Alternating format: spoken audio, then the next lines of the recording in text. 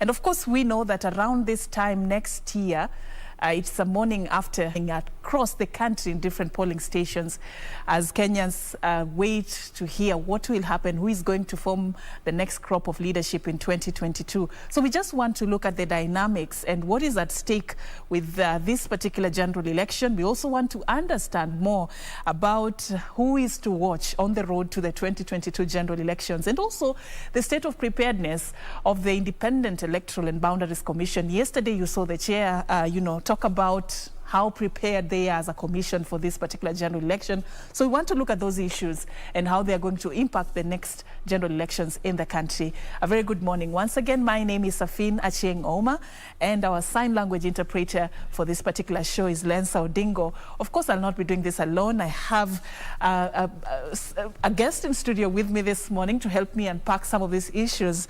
And we are having this morning Fred Okango, the Secretary-General of the Thirdway Alliance Party. Thank you, Fred, for creating time. It's always a pleasure to have you on board. So we just want to look at this road to 2022, an exciting, path, if you may ask me. There's a lot that comes into play this time around. Talk about COVID, talk about those who've come out, the who is who in this particular general election, talk about the preparedness of the IEBC, which is yet to be fully constituted. We know that there's been that journey to fill it up and have 4 commissioners also on board. So we'll talk about all those issues. But let me just begin by, getting from you, the general perspective. Let's begin with the IEBC. A lot is going to be centered around this commission this particular time. Yesterday, the chair actually spoke about how prepared they are as a commission to conduct this general election. As a Kenyan first, leave alone even being a politician and a secretary-general of a political party, as a Kenyan, do you have that feeling that we are in good hands? Thank you, Serfine, for inviting me. And I think as a Kenyan that has been in this country and has participated in several elections, and having understood and witnessed the type of politicians we have and the type of election management bodies that we have had before and the type of relationship between the public and the election body or the election managers, I still believe that there's more that need to be done so that Kenyans can be assured of a free, fair and credible election. Because we are told all the time that an election is not an event. You don't wake up one morning and then go and participate in an election. Election has got a cycle. Pre-election, during election, and post-election. And in all these, there are certain aspects that are attributed to the election cycle. Planning, reviewing, voter education, voting, and then reviewing, and the cycle continues again. And the election body knows that very well. Now, going back to the discussion on what you asked, if you ask me, I think there's more that the election body need to do, and also there's more that they have done to this level. There's more they have done. They have, remember, some time back, our party wrote to IEBC so that we could have a meeting on 4 issues. One of them was election preparedness. And the chairman assured us that, they were even going to launch a strategic plan, which they did. The chairman assured us they were going to engage stakeholders, which they have started engaging. So in my view, I think to some level, IEBC has managed to do what is expected of them in Article 88 and all the relevant statutes, Election Act. You saw the other day they gazetted the requirements on election spending limits as provided for in Election Campaign Financing Act of 2013. And that means they are preparing. So if you ask me, I would say that they are trying. But the relationship between the public and the election body. Even if they do the best thing, the public still believe that there's something that must be overturned. And maybe it is time now we discuss what is this thing that we really need to do so that we redeem the lost glory of the election managers. All right. Before we get to that, Fred, it's good you've also told us about what your party did and meeting the commission and all Absolutely. that. I'll want to know how also your party is preparing for the 2022 general elections. You know, everyone seems to be on the table discussing Absolutely. where is Thirdway lands, but that will come later. How do you, you know, see this playing out? IEBC has had issues, controversies within the commission. We saw 4 commissioners resign and left a gap that took long to be filled. It's just now that last week President Uhuru Kenyatta nominated 4 commissioners and their vetting and approval is pending in Parliament. But what is it that the commission, what's that extra mile that, you know, the Chebukati-led team has to go to ensure that they restore this confidence, this public confidence, and even the confidence of the political parties, because they have a say in this particular electoral process? What is it that they need to do? I agree, Serfine. And that's why I said IEBC, as much as they have tried and attempted to do much, the issue has been in election results transmission, where the public still believe that their candidate lost because of failure in electoral transmission. IEBC has told us that they're going to have several servers this time.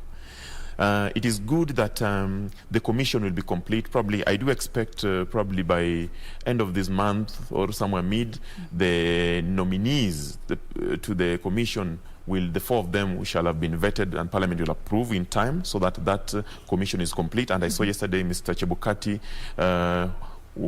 hoping that the 4 will join them. Those are aspects of preparation. Then the other thing that I think the commission must do, Serfine, you know, the general principles of electoral management require that, or electoral system require that the election must be conducted in a manner that is free and fair, and free from intimidation, corruption, and violence. You have seen even in the recent by-elections, Serfine, where there was violence. You saw it in some quarters, and that is threatening. And the public was saying, wait a minute, if this is the type of election we're going to have in 2022, then we might be trying to revisit 2007. So I think the first thing that IEBC commissioners must do to ensure that they restore or rather the commission must do to ensure they restore the lost glory in the eyes of public, stakeholder engagement. They must engage all stakeholders. I am glad that yesterday they started with the media, and they have engaged the media, and they went ahead and published, you know, the Gazette notice as required of them by law, section, 12 of Election Campaign Financing Act. Now they need to go and engage the political parties. They need to go and engage the religious leaders. They need to go and engage the contestants, the presidential candidates, the aspirants. They also need to go and engage other institutions that will be very important in terms of electoral management and so on and so forth. Then the other thing, other than stakeholder engagement that IEBC must do, they must keep communicating and communicate effectively. Because in communication, if you don't communicate effectively, the recipients or the would-be recipients will not know what you're doing. I am glad that they are attempting to do that. And we hope that as we approach the 2022 election, we shall be guided by the principle of electoral system, we shall be guided by the requirements of the Constitution, we shall be guided by the statutes that are relevant in electoral management. To that effect, then IEBC shall come out as a winner. And even if people lose in an election, then they will lost with their heads high. But if there are doubts, because already IEBC has sent a warning, they have said, in their budgetary allocation, they did not get what they had proposed. A gentleman who is talking about even how best we need to go about these party nominations, because according to what he's saying is that this chaos, this violence actually usually begins from the party level, how we conduct our nominations in this particular country. And you know, earlier you had talked about what IEBC needs to do to reclaim its lost glory. I'm actually also interested in finding out from you if you know, you feel what this gentleman is saying can actually work if IEBC is allowed to have a, you know, a staggered, first of all, a staggered general election so that we can actually reduce the burden on the shoulders of Kenyans. And also, if they can actually be involved in the party nominations so that we can have a clean process all the way to the top. Thank you so much. I agree with a lot of the sentiments from the viewer and the participant from Kisumu. But let's start from if IEBC can stagger the election. The Constitution of Kenya 2010 says that the elections of the members of parliament shall be done on the same day with that of the president on the second Tuesday of August every 5th year. So the Constitution gives us a date and who will be elected on that time. To that extent, it requires amending that section or that article 101. So it cannot be done now.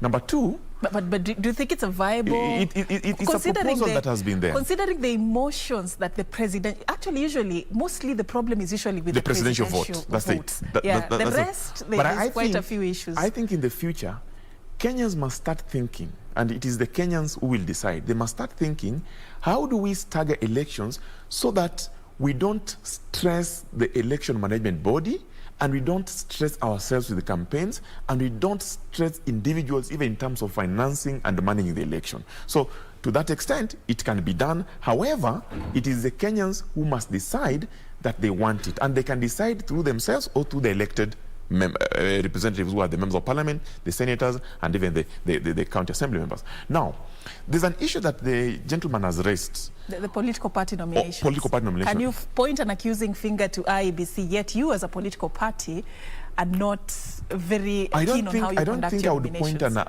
accusing finger to IEBC. No. It's not their issue. In fact, IEBC can come in and help. Okay. The provisions of law, in Article 88, Sub-Article 4, actually mandates IEBC to conduct, to settle disputes arising from nominations. That's what the law says. But the political parties, nothing stops them from requesting IEBC to help them in managing or conducting their nomination. You know, nomination in Kenya is the election before the election. There are certain regions in this country, unfortunately or fortunately, that the moment you clinch the party nomination certificate, you have one of your legs in that seat. Because that's how we are conditioned and we are mobilized politically. So people value nomination more than they value the election date. Because they know once they clinch that nomination certificate, they are in. So I think it is upon us, the political parties and the political players, to ensure that the first, the start of things, making things work, is political party primaries. Because we might accuse IEBC of general election and mismanagement and the rest, but if from our political parties the process is not verifiable, it is not credible, it is not accountable, it is not free and fair, then we transport that bad manners of nomination to IEBC and expect IEBC to clean that mess. They will not do it. They'll proceed and subject the same candidate that we have given them as a party so that he competes or she competes with others. And that's how people start revolting, how we start saying the election will be managed. So in my view, again, I believe and contend that the election management is not an IEBC issue alone. IEBC is a referee mandated by law to regulate, conduct, and settle disputes arising from election management. However, the participants in this election are the politicians and the public. And that's why I started by saying what we would want to see now going forward is stakeholder engagements beyond even the political parties and political players. That must happen. And in the timelines of conducting primaries, IEBC have done what the statutes requires of them. They have set deadlines of conducting primaries. It is upon the political parties, us, to now ensure that we work and budget within the timelines that have been given by the election body so that we don't get caught up in that mess where people are saying even the ballot papers that are being brought for conducting nominations were procured illegally, you know, all those messes. And that's how it can actually be prevented. Exactly. You put it right. It can be prevented because the timelines have been given. Those timelines now allow the political parties to plan. However, within the political parties, if the structures within a political party do not favor a free and fair nomination, then we still have a problem. So that problem is domiciled in the political party structures. It is not domiciled at IEBC. However, because we believe that IEBC is an independent body if the political parties request IEBC to help them manage the nomination, it can be done. But look, we have got over 67 something political parties. Imagine all of them would be requesting IEBC to help them conduct nomination, and the timelines are the same for all political parties, and the IEBC is also preparing for the general election. You can see the danger. So for me, political parties must put their house in order before pointing fingers at IEBC. I'm not saying IEBC is a saint, but I'm saying we have a lot of time that we can use to ensure that within the political parties, first of all, we manage our affairs in nominations better, so that when we take our candidates, present them before IEBC, so to compete with other candidates from political parties, it makes their work easier. All right. We'll talk about the timelines that IEBC has set, main timelines that IEBC has set later in the course of this particular conversation. But one thing that stands out in the election management process is the role of the security apparatus in helping the commission to manage these particular elections. They have been criticized quite a bit, especially in the just concluded by elections in different parts of the country, and how they conducted themselves, the security apparatus, in managing the violence that was witnessed in some of these areas.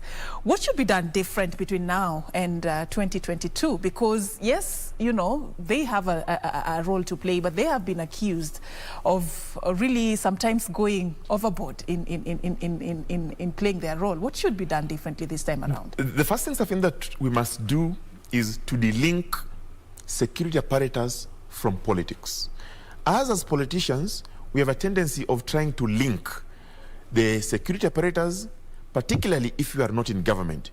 When you see the police, you think they work for the government of the day, which is true, but they are not working for them in terms of politics. They're working in them in terms of securing the lives of Kenyans. We have seen that before. But I think the issue that has been raised is valid, because you can imagine a situation where there's chaos and the ballot boxes have been transported to a polling station, and then there's chaos. It is the work of the police to protect property, public and private, so that that election can be done. However, as it is now, I am also aware, and I saw the other day CS Matiang'i and his team giving briefings, and they say they're also preparing.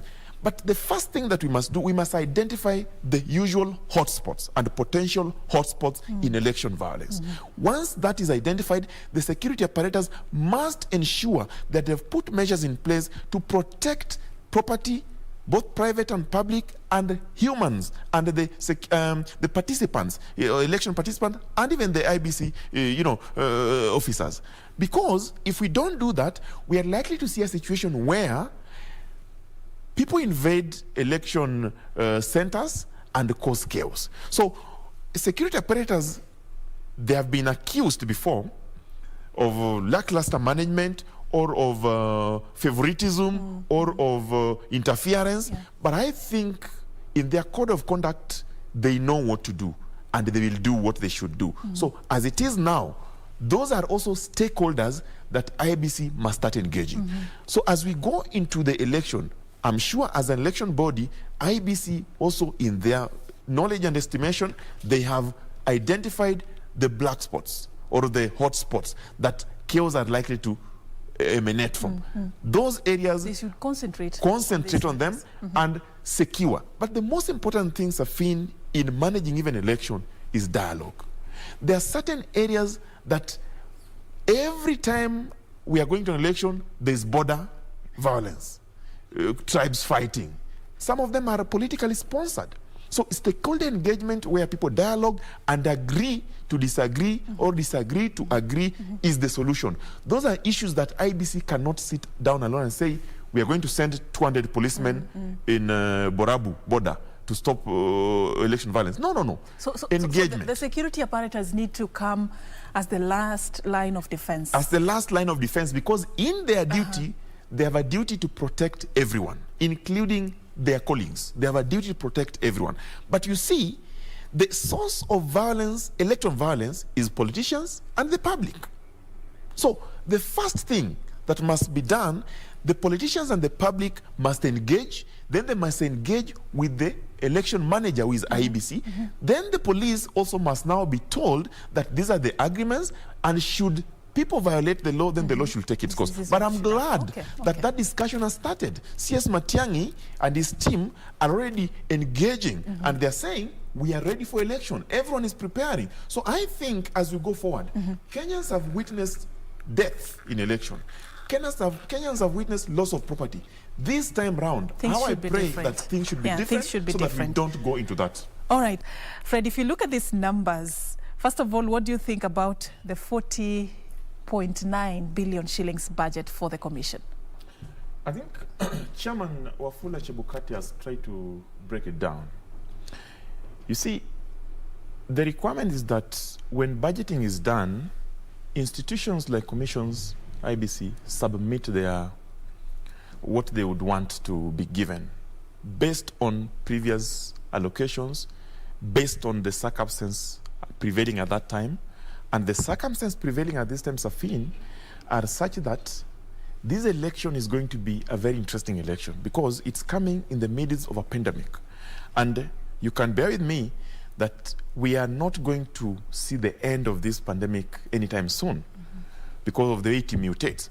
So Chairman Chebukati and his team have factored in that there'll be need to obey the Ministry of Health and the World Health protocols that ensure that the voters, when they come to the station where they vote, they keep social distance, their temperatures are measured using the thermogun, they wash their hands with soap either, or they sanitize.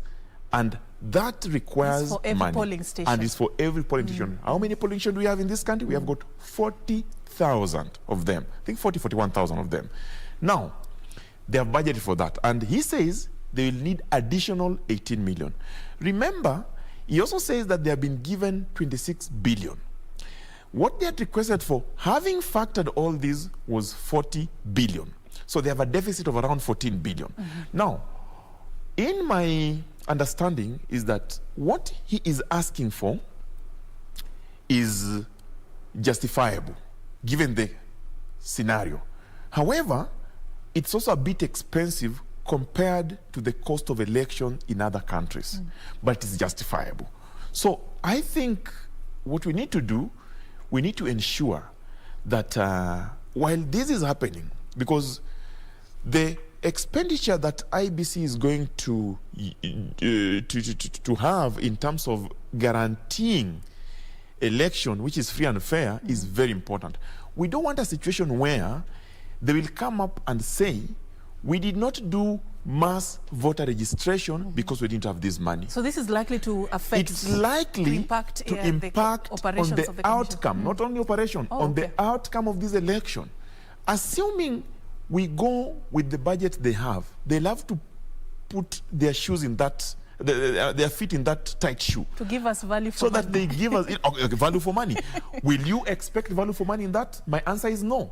Remember, it is only IEBC that can tell us what they need. However, I would encourage them to negotiate, to renegotiate with the Treasury, to renegotiate with the government, to renegotiate with Parliament, to renegotiate with the donors, so that we don't have a rigid, situation where take it or leave it, because that will affect us.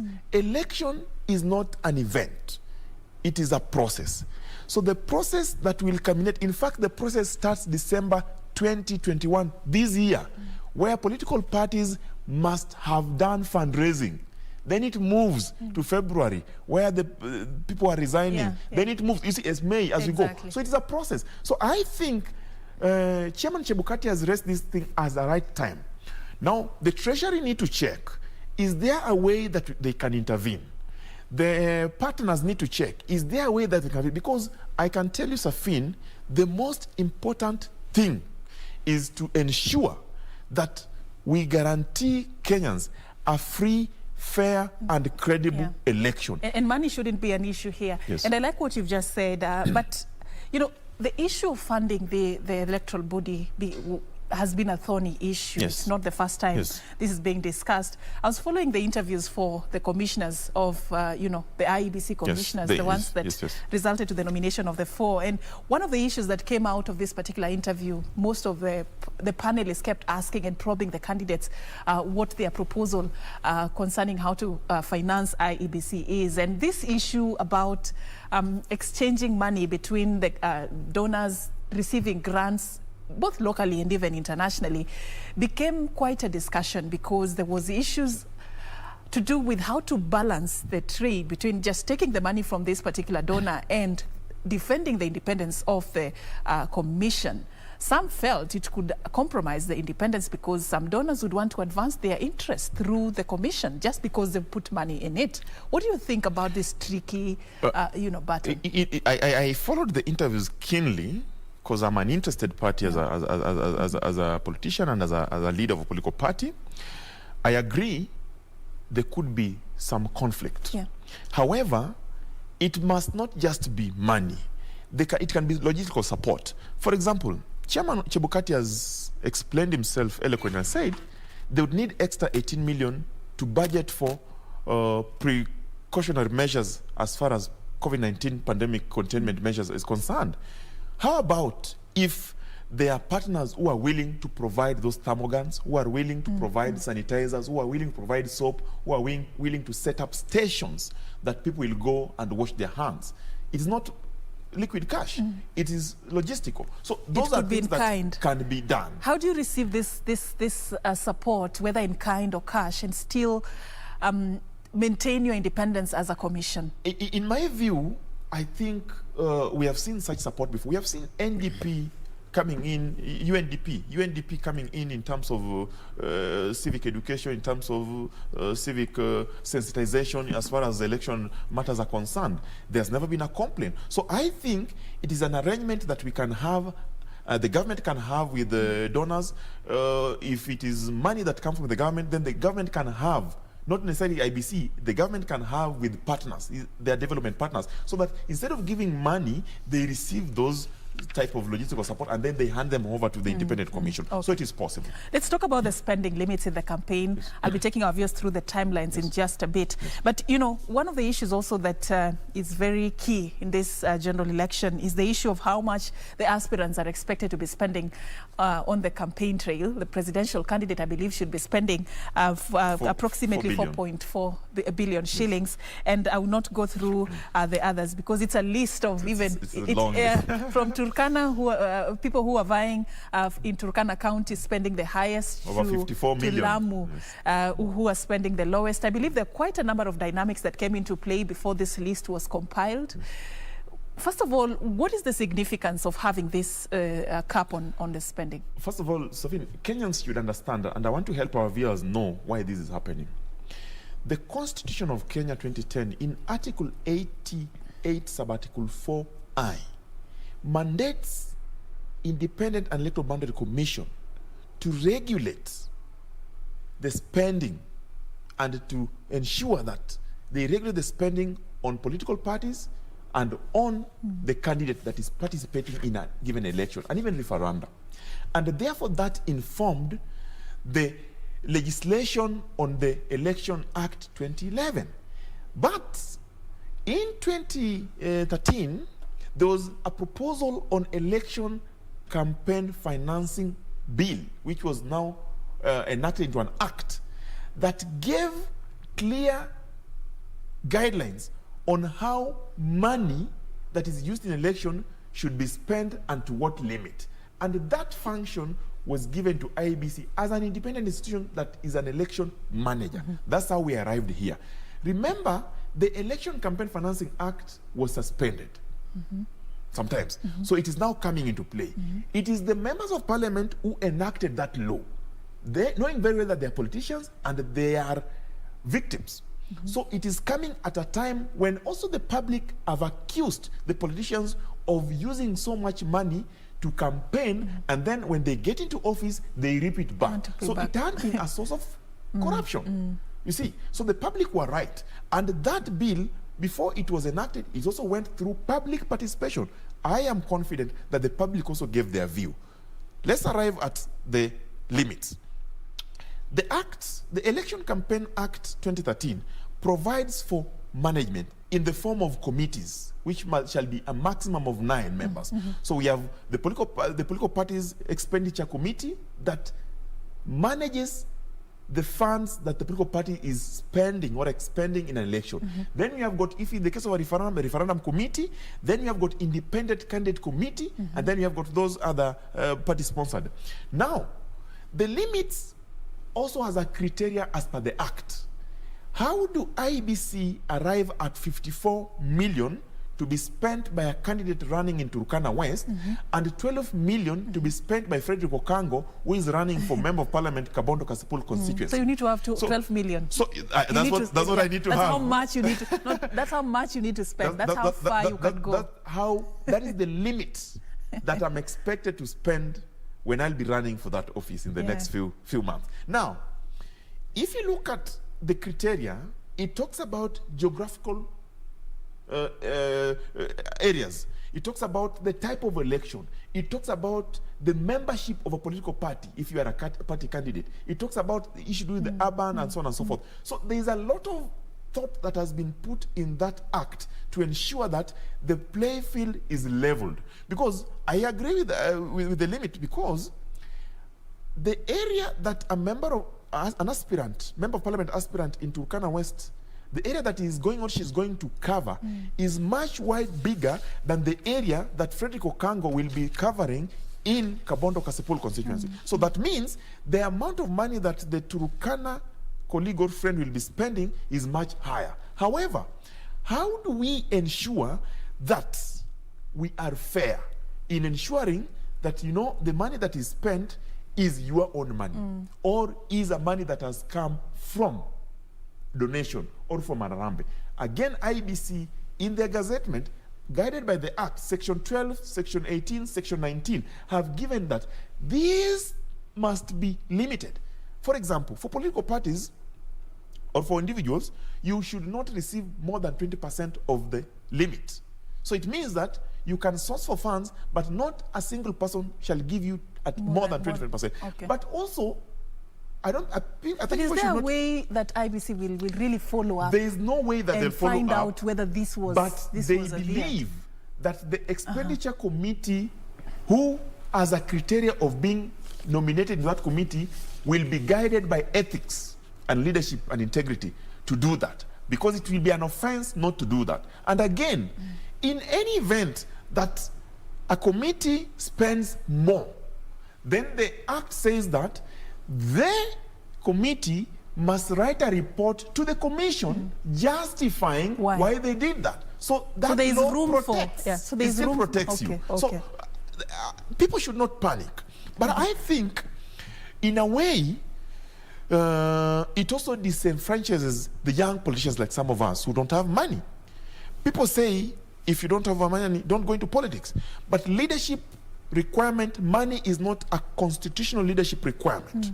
Money is an enabling factor so that you can enable you to move, to mobilize, and to secure. But in this instance, assuming you have a young politician who has not accumulated wealth legally, or who has not stolen, because some of these guys are thieves, how will you ensure that you compete fairly, for example, in Turkana, where the limit has been set at 54 million? You only have 1 million, but you are the best. You have been given the nomination to go and compete with somebody who might not be the best or the best, but they have the money. But they have the money. So, but I believe this requirement was one way of also just leveling it up. Yes, it is. Because it could be higher anyway. It could be higher. It could be higher. By the way, Serfine, politicians will always spend more. Even when you say the presidential campaign 4 billion, I think there are people who have put billions and billions to ensure that there's chest thump. Not even triple, not even. No, a lot of it. And we have seen that. Yeah. And it is a way of also trying to ensure that we stop theft of public money. Because in politics, there are people who go into politics, Serfine, to enrich themselves. And when they go into politics, they use a lot of money, and then when they get into that office, they try and recover that money. It will be disastrous for a candidate to go into an election, spend more money, and then try to recover it from public coffers. That is corruption 101. So what I think IEBC is doing, mandated by Article 88, mandated by Section 12, 18, 19 Election Campaign Financing Act, mandated by Section 4 of IEBC, Independent and Election Commission Act, is to ensure that they are fair in administering an election that also must be seen to be fair in terms of spending money. Right. So to that extent, they have done well. But somebody also would view it, it is still disenfranchising, particularly to the people, the young politicians who don't have that money. All right. So the million-dollar question here is whether the aspirants are going to adhere to this spending limit. Oh yes, I see a situation where... And how IEBC is going to follow up to ensure that this is followed to the latter. Parliamentarians are going to approve it. That's another question. That's another thing to look forward to. I just want to take our viewers through the main timelines in this 2022 general elections. Then when we come back, we'll also talk about more issues that touch on this road to 2022. So yesterday, not even yesterday, just a few weeks ago, the Independent Electoral and Boundaries Commission launched their 2020-2024 strategic plan that contained an operational plan for planning the next year's general elections. And this is how it looks like. If we can just have those graphics up. This is how it looks like, what needs to be done between now and then. I told you it's about 364 days to the next general elections. So the big day, looking at the calendar and also looking at what the Constitution of Kenya 2010 stipulates, is that a general election is to be conducted on the second Tuesday of August every 5 years. So if you look at 2022, the next general election should happen on that particular day, that is the 9th of August 2022. But these other timelines, currently the Commission has launched a mass voter registration exercise that targets 7 million Kenyans. They're going to do this in 2 phases. The first phase commenced on 2nd of August. It will run all the way till the 16th this particular year. Then they will go ahead to conduct a second phase of the voter registration exercise from the 6th to the 20th of December 2021. After the voter registration exercise, of course, we usually have what is called an audit of the voter register that should run between the 1st to the 30th of October from the 1st to the 30th of October. So just to look at the register and how clean it is. Of course, there is a firm that is going to be mandated to do this, and then they will present their findings to Parliament, and then IEBC will be able to consider some of the recommendations in the report. And of course, let's also look at the second slide, just to look at more on what IEBC is planning to do going forward on the road to 2022. Of course, we know what is happening currently is that there is pending of vetting and approval of the names that were submitted by President Uhuru Kenyatta in Parliament. That is Francis Wanderi, Justus Abonyo, Juliana Cherera, and Irene Cherop. These were the 4 candidates who were lucky to have been nominated to join the commission to form a fully constituted commission that will run the next general elections. That's according to the law. And of course, what we are looking at right here, what I told you earlier, the big day is 9th August 2022. That's when Kenyans are going to hit the poll. According to the Constitution, general elections are to be held every second Tuesday of August after every 5 years. So around this time, it's going to be a very busy time for the country, a beehive of activities. That is if all factors remain constant.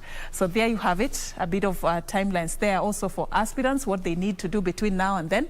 By December 9th, 2021, political aspirants are expected to have concluded their fundraising exercise. You've just heard us talk about the spending limits here with my guest.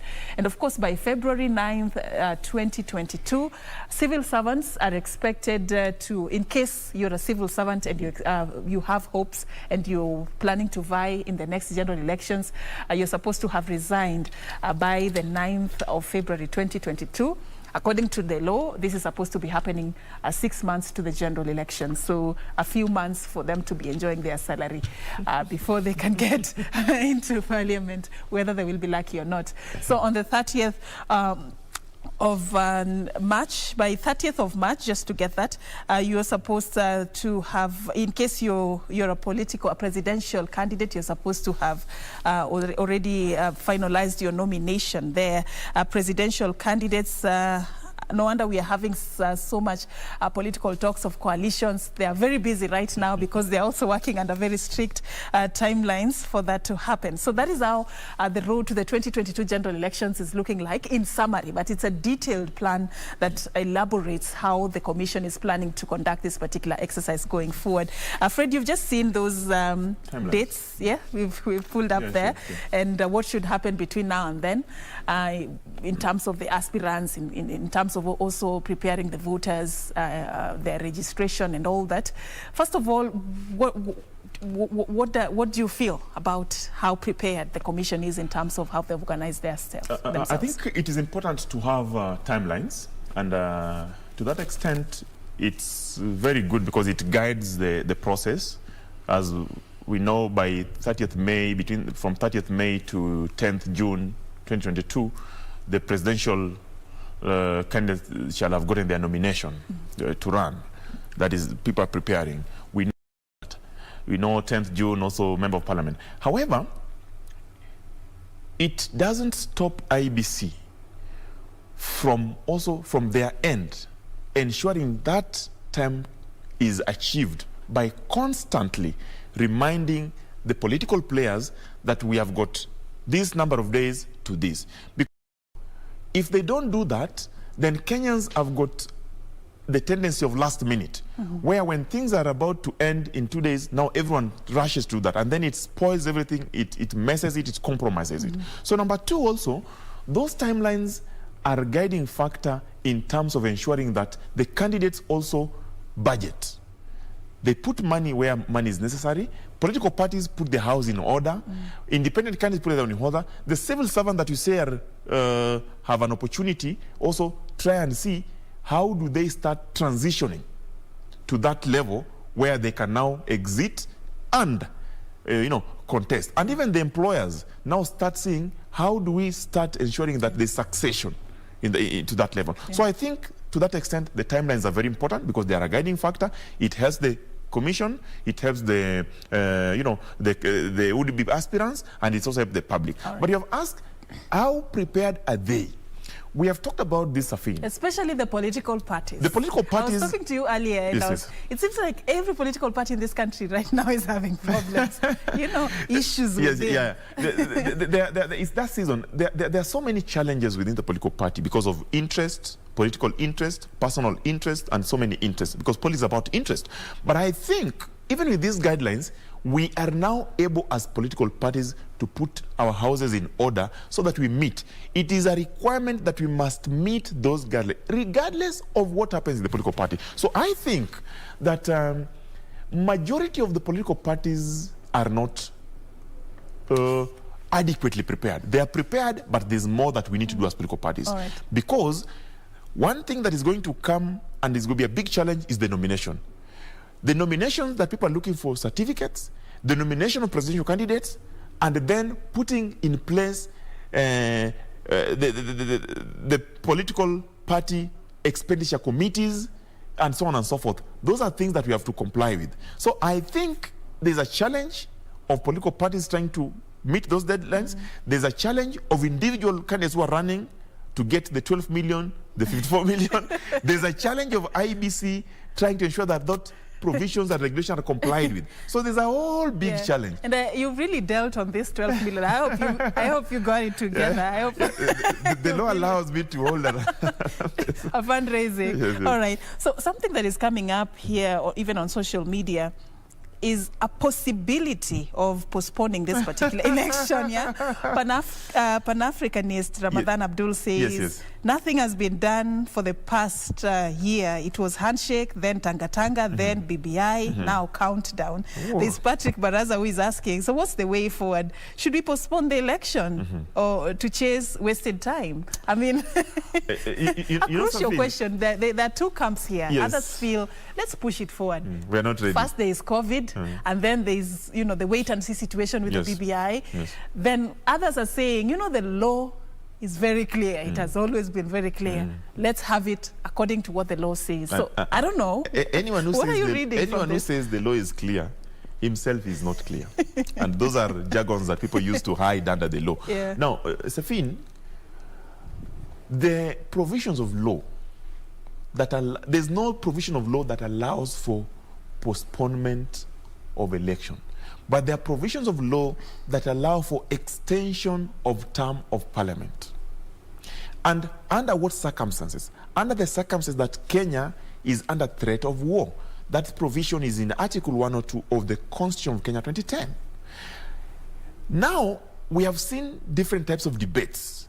Former Senator Njoroge wrote a letter to IEBC and said, in his view, he thinks that by holding this election on the second Tuesday of August 2022, which will be on a 9th, the president shall have been denied opportunity to lead by 4 months. There are people who believe that COVID is a biological war, and by interpretation of Article 102, then if we are threatened by COVID, which has ravaged for sure this economy, and that fact is there, war. then we should go and extend the term of parliament so that we prepare. Does that argument hold though? Tanzania, Uganda, the other day held their elections. I wouldn't say it holds or it doesn't hold. The reason why courts exist, particularly High Court, is to interpret that aspect of law. So anyone who had such an issue can go to court for interpretation, and you are going to see many of them. Yeah. But in extending the term of parliament, you can only extend term of parliament through a resolution of members of parliament, and by a maximum of 6 months, then another 6 months. So in essence, you can only extend by 12 months. If I ask you, Serfine, what can we do, assuming that all those reasons are valid? Somebody goes to court, seeks interpretation, and the court says, okay, we can extend, and then by resolution by parliament, they extend.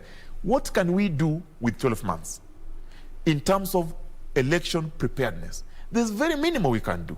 So I hold the belief that election should happen on the second Tuesday of 2022 of August, as stipulated in Article 102. However, we must work towards that. The other day, there was an interpretation by the African Human Rights Commission Court that said that it is within the jurisdiction of the member states to apply their laws, their domestic laws, in extending election or not. All right. And that was left blanket. But it was left in a blanket way because we have a law already, the Constitution, that governs when an election should happen. By the way, it is only the election date that is in the Constitution.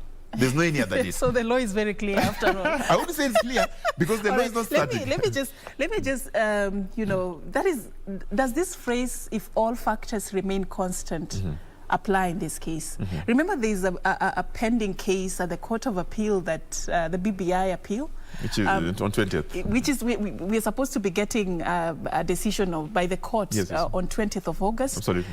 It could go either way. If it does go the way that it is actually not considered, then all factors remain constant and that date applies. But what if things happen on the contrary and there's a referendum we're also looking at? Let me tell you. And again, in one of our points, when we wrote a letter to Chairman Chebukati, we raised that issue. Are they ready to conduct a referendum should the court give that go-ahead? I know this is an issue which is at the court. I wouldn't want to talk much about it, but the facts are such that there is no law in this country that specifically says that a referendum must be held on this date. However, as we have said and established, there's a law in place that says that election must be held on this date. So we'll go by what the Constitution says, and the Constitution says that the election date is there. And that's why IEBC are preparing. But if you remember, sometimes back, IEBC made a tender, announced, as far as procurement of referendum material. So they are aware. They are preparing. But yesterday, the chair was really dodgy about this subject. He said... the chair is a lawyer. He's dodgy because he knows that he should not talk about issues that are in court. He couldn't and I agree with him. categorically say whether they are preparing for a referendum. Because that decision, I think they can also make it when that time comes, after 20th. But I can tell you, if the people of Kenya want a referendum, the law that allows them to do that is in place. If they don't want it, the law that allows them to do that is also in place. So it is up to the people of Kenya to decide that they want a referendum or they don't want. But from my perspective, I think there are certain heavy issues that have been raised in the proposal to amend this constitution that will help us for the long run. So I advise that we be open-minded, even as we look at the timelines, even as we look at the issues. So if it could go either way, the case is still in court. Yes. And even if it goes either way, the loser at the Court of Appeal definitely will run to Supreme Court. Is there a likelihood that in the event it is upheld and you know, the BBI is declared valid and there is a referendum, is there a likelihood that this could impact when the next general election will take place? No. And go into the political ocean for me on this, because you know that BBI actually really has a lot to do with the 2022 general election. So go into the political ocean for me on this. Yes. Is there a likelihood that it could affect the date that has been set for the next truth of the matter. Many would want it to happen before, others would want it to happen. The truth of the matter, truth of the matter, Serfine, would be that Kenyans have a new constitution before an election. That is the truth of the matter. Why? As per the provisions in the proposed Constitutional Amendment Bill 2020, issues to create new constituencies will affect, because those people must be voted in the election. Issues to do with revenue allocation, issues to do with involvement of women in participating in election and leadership, issues to do with involvement of young people, the youth, in participating in that election. So ideally, it would be better if there is if a referendum is to happen, then it must happen, or it should happen before an election. And again, when you dive into that ocean of politics, you will realize you're being there's a so lot legal of with me. No. There's a lot of interest. Yeah, let's look at the political aspect of this. The political aspect is the players of the constitutional amendment who are politicians favor a referendum before an election. The players in the politics who are against the referendum favor it after. Why? Because it is a campaign tool that some of them would want to use. So for me, I would say that we are at a time when we must choose what is good and stick to what is good. And like choosing what is better, and in our view, for some of them it's not better, it is just good. So the good here is we have an election that is coming. All right. The good here is we must elect our next president on the second Tuesday of next year, August. We must do that. I think it will get clearer as we go. It will get clearer after 20th. It will get clearer. But I can tell you also, as we approach that 20th, there is also a plan. You have seen a bill, an alternative bill that is being pushed through Parliament. So there is a way of navigating. If that bill, Constitutional Amendment Bill that is sponsored by Jeremiah Kioni, goes through, then again, we can still try and achieve the vision of the Constitutional Amendment Bill 2020 through Parliament, through changing some of those aspects, because that is the whole essence, to ensure that the people of Kenya get what they endorsed during that time of referendum. All right, Fred, so far so good. As we get into the final lap of this conversation, let's look at who is to watch. Because now we've talked about IEBC, we've talked about the date. But we have not talked about the participants. Now, who is in this race, who is to watch? Let me start home for you. Thirdway Alliance. We are seeing a lot of talks going on right now. Yes. Political marriages happening and divorces also happening. What is Thirdway doing? What is on the table? As a party, Thirdway Alliance Kenya, first of all, we also have our challenges like any other political party, which has hindered us from trying to settle on really what we need to do come 2022. The other day, NEC, a section of NEC, because now it appears that we have so many sections of NEC, opined that, we need to relook at how we are going to get in this election by partnering The others believe that they can do it themselves. But I hold of the view that, and that's the view of the majority of our members, is that we must grow as a political party by ensuring that we have elected candidates or elected leaders in 2022 from MCA level to the top level. That one we are working on, and it is an in-house issue that we are fixing. So we are preparing for election. I would tell you that confidently. As a party, we shall be fielding. There's already a notice out there that we are fielding candidates for MCA, Member of Parliament, Senator, Woman Rep, and Governor.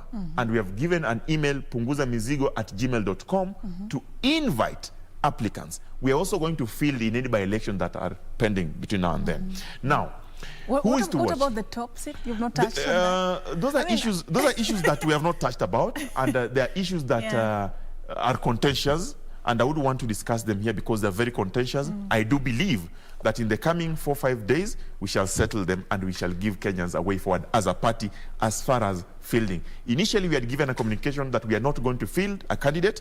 However, there are a school of thought from the other side that believe we should, and there has been confrontation. And as people who love peace, as people who love democracy, as people who believe that consultation and stakeholder engagement is important, I believe we shall consult again and see how we can go about it and try to persuade our supporters and our officials on the benefits of doing either.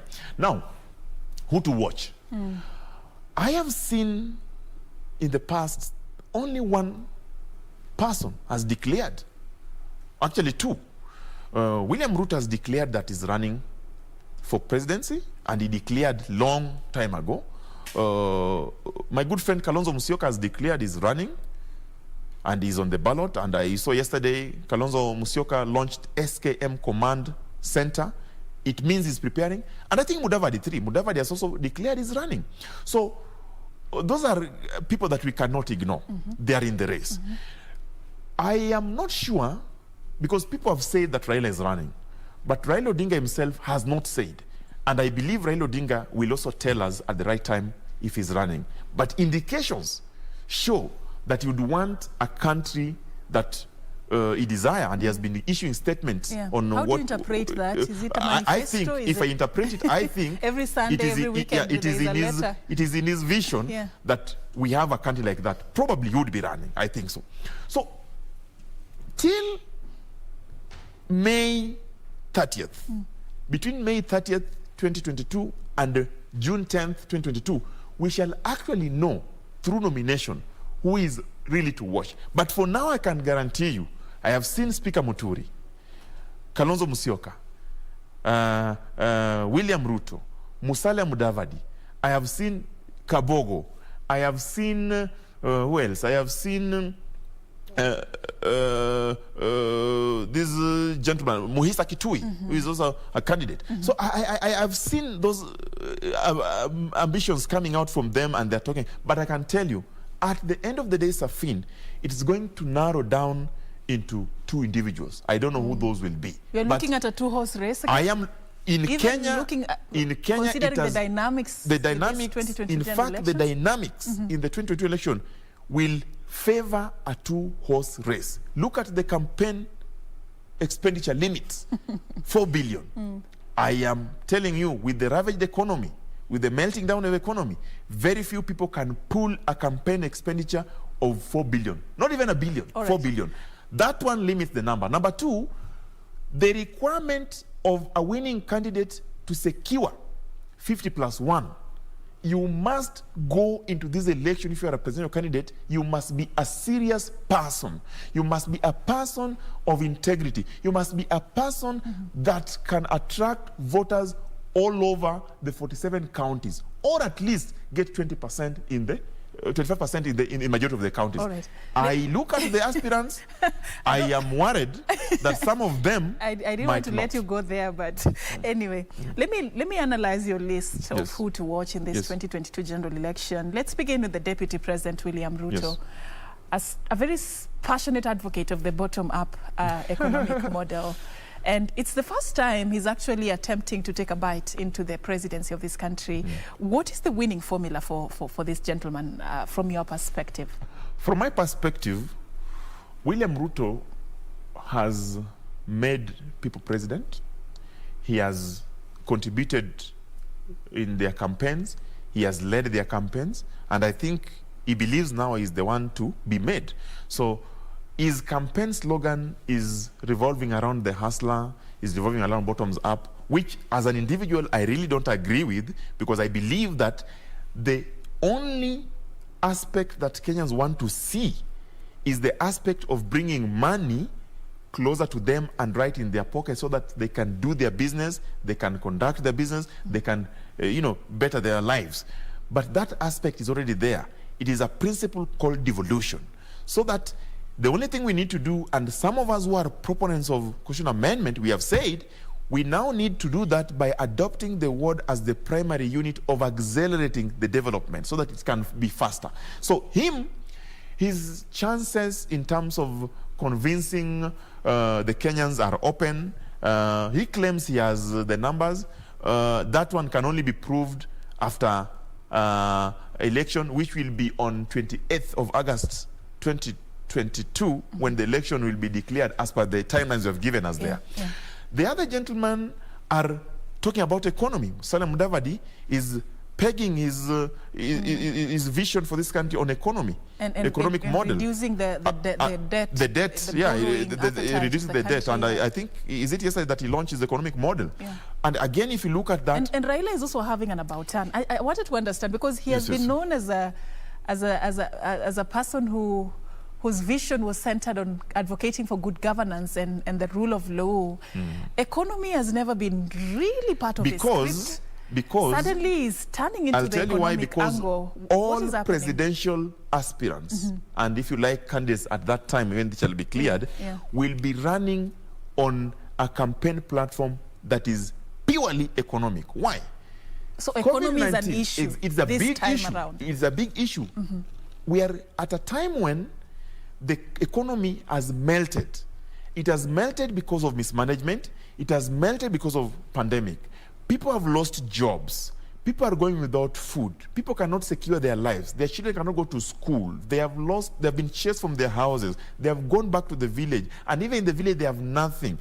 It means the voter will be looking at a candidate who will guarantee him or her a better life, not only in future, but even presently. So if you look at all these candidates, how they have been trying model themselves, because Raila is also remodeling himself, Ruto is remodeling himself, Carlos is remodeling himself, and all of them have got an aspect of strengthening and reviving the economy by growing by some digits. Right. That is what they are doing. So it's not going to be different. His political critics have termed his about turn as a sort of way of playing catch-up with the bottom-up approach economic model, because suddenly it's all about economy now. I mean, you know, Serfine, does it have anything to do with this? I don't think so. And I wouldn't want to speak for him because I'm not the best person to speak for him. But as a Kenyan who is observing from far, I am persuaded that the best that the presidential candidate, and not only presidential candidates, all aspirants can deliver or can promise Kenyans is a better economy. Because with a better economy, you create an environment where everyone can thrive. And it must not only be a better economy, it must be an economy that is sustainable. I want to believe also, Serfine, that as we progress, we are going to see a breakdown of how to rebuild this economy from these aspirants or these candidates. It has not come out. The other day you saw people struggling to explain their own model. They're saying it is something that looks like this. Some saying it is a bottle that you put like this. Some say it is, it's something that, I mean, you have seen all those manner of explanations. How this has been interpreted. It is very difficult for even some people to explain their own model. I want to believe as we progress, we are going to have engagement forum where we shall invite all these people and subject them through thorough scrutiny to explain to the people of Kenya. And I'm glad that the media have tried to put a preliminary date of presidential, debates, two of them.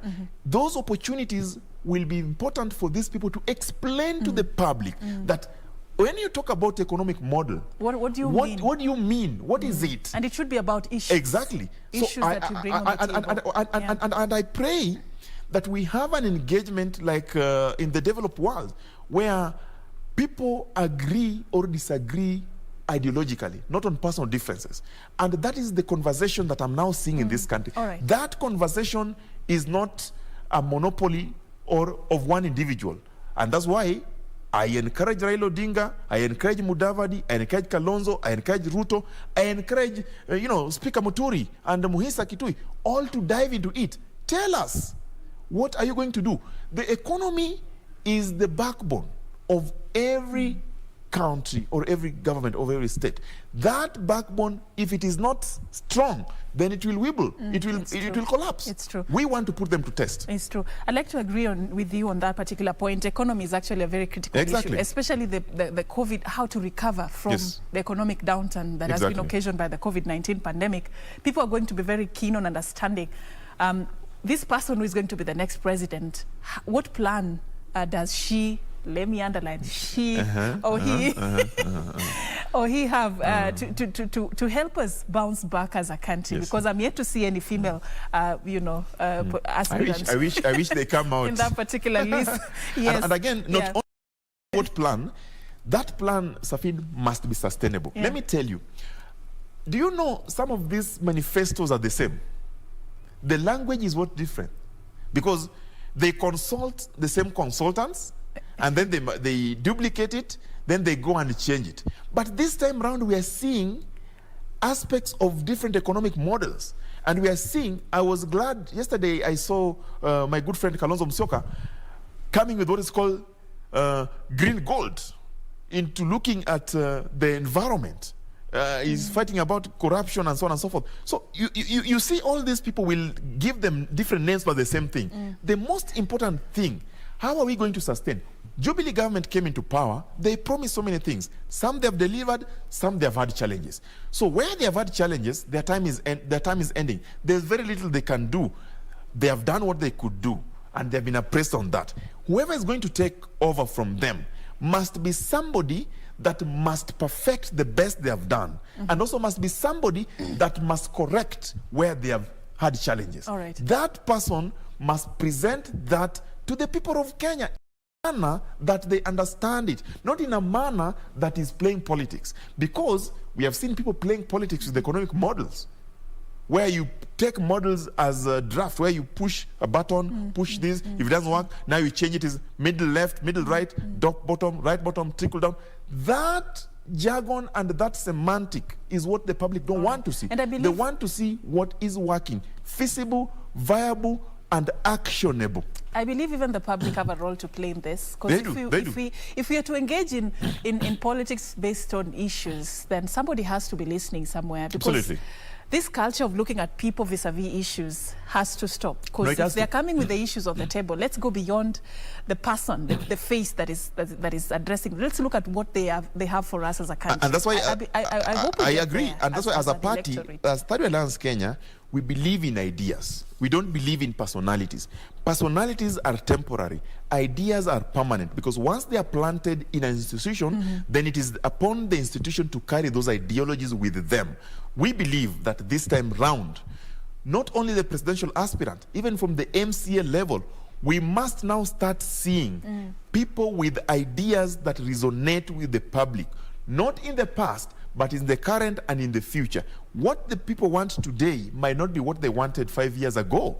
What they want today is an environment where, even if pandemic was to happen, because we cannot control pandemic, but they will still have food on their table, their children still go to school, they still pay their bills. That economic model has not been presented by anyone.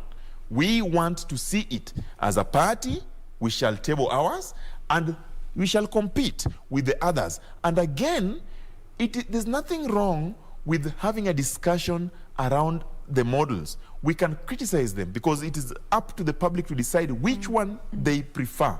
And they can only decide that in an election. So we want to see a contest of ideas, not a contest of personalities. And you see, some of the politicians who have been very fierce before, who have been personality-oriented, who have been, combative, they have changed. Today, what they are doing, they are diving into that ocean of economy and also giving their ideas. And that's why you see people like Raila Odinga are also keen, because they understand that the election will be about economy. Mudavadi, economy. Kalonzo, economy. Ruto, economy. All these ideas. Now we'll see which economic model is the best. Which is the best for the country. All right, I'm tempted to take you back into the political ocean a little bit. Just a short phrase for these people to watch in terms of their formula that will work for them. Look at DP, William Ruto. Look at Raila, if he is going to vie. Look at Musalia Mudavadi, Kalonzo Musyoka. And there was also more, though there is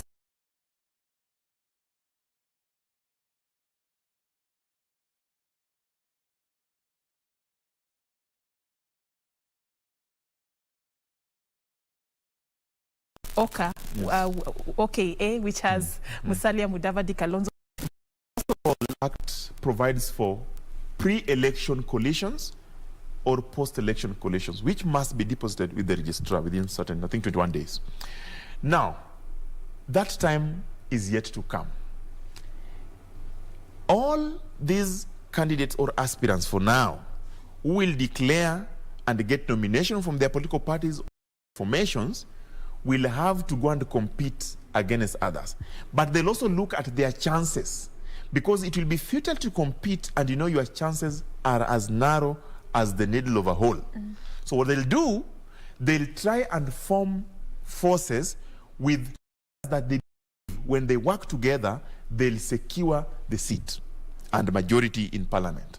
That is going to happen. You'll start seeing that in the next 3 months. It is coming. Number two, for those who believe in themselves and say they'll go all the way, also will start mobilizing, crossing this country to go and look for those.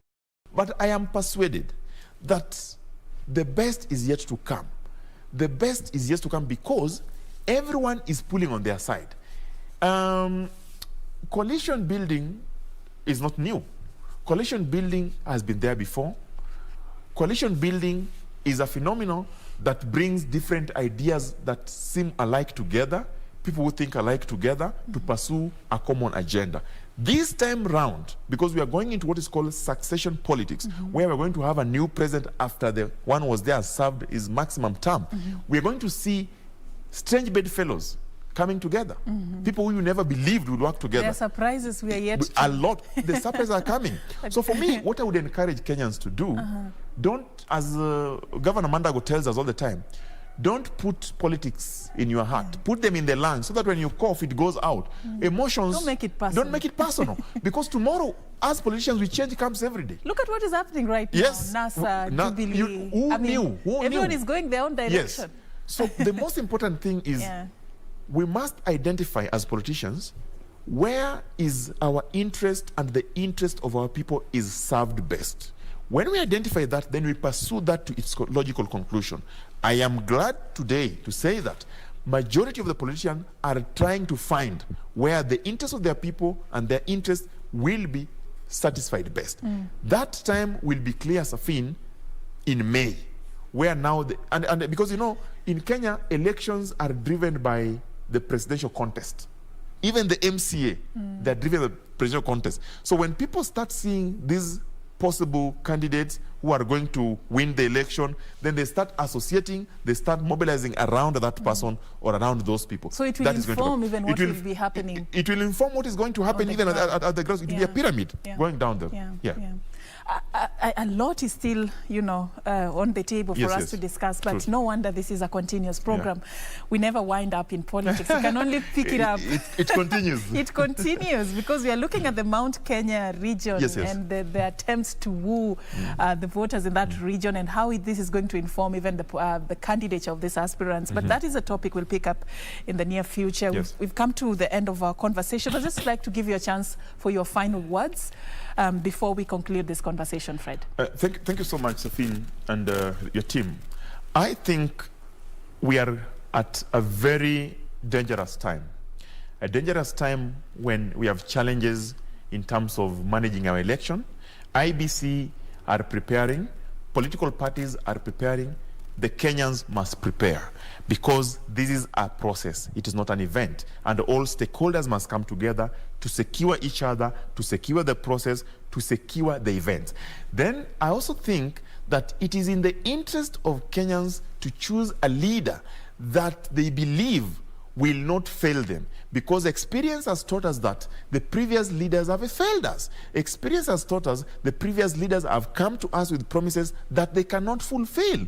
And again, this structure that we can only vote for one of our own from our tribe must end, because we have also seen such structures deny us the opportunity to engage the best leaders who might not be from our tribe, who might not be from our political party, who might not be from our clan.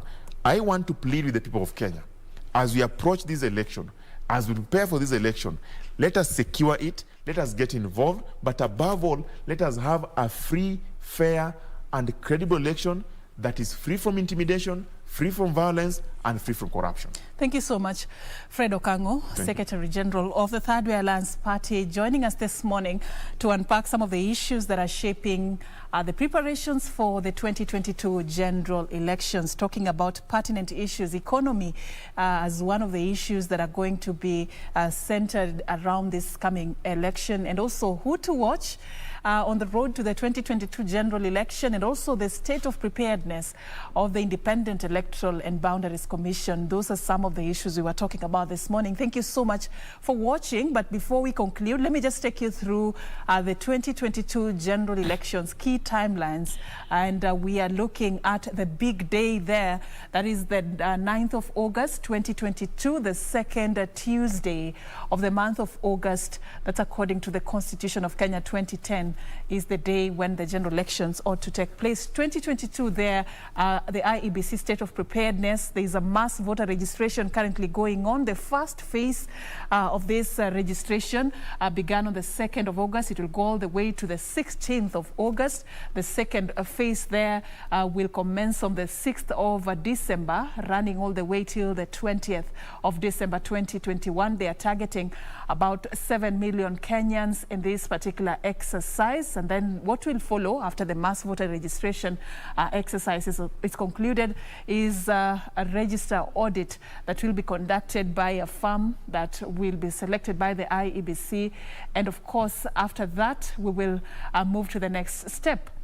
But what you're looking at right now is the nominees of the Independent Electoral and Boundaries Commission, and these were nominated by President Uhuru Kenyatta last week. We are looking at Francis Wanderi there, Irene Cherop, Justus Abonyo, and Juliana Cherera among the 4 candidates out of the 36 who were interviewed, who managed to be selected currently there is pending vetting and approval by Parliament, so it's a wait and see so that that commission can be fully constituted, and we are set for the 2022 general election. That is what you see there. So thank you so much for creating time for us this particular morning. We will be doing this again tomorrow and on Thursday, and of course we'll also be taking this conversation higher next time. We are now going to be paving way for the Swahili team to be taking it up from here. Kurunzi Mashinani is coming up next with Gladys Mungai. Then later we'll be having Nancy Okware for Tamrini. Do stay for that. My name is Achieng Ouma, and our sign language interpreter has been Lensa Odingo. Have a good one.